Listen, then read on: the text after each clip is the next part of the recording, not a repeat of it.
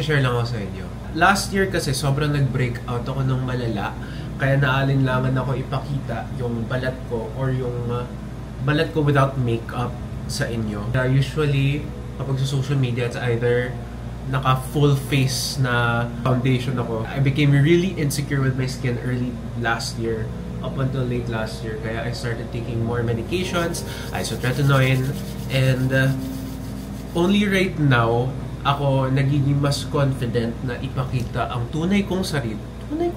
Sobrang lala eh. Last year, sobrang naging malala ang acne ko to a point that it affected my self-esteem. Na hindi ako lumalabas na masyado kasi ayoko na parang tinatamad ako mag-makeup. Kailangan naka-makeup ako parati. Pero kahit naka-makeup ako, yung lighting, kitang-kita naman yung mga pimples ko. It made me dim my light. But now that I'm taking care of myself, I'm working out every day, I'm taking oral medications, slowly but surely, I'm feeling more confident to express myself. And one day, sana, lalabas ako sa bahay na walang makeup. As in, wala. Pangarap ko yun eh.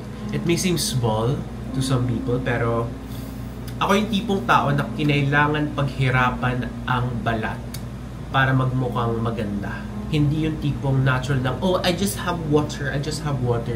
Hindi.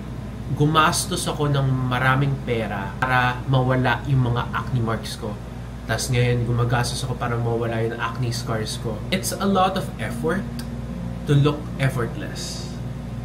And I'm just happy na the effort is paying off.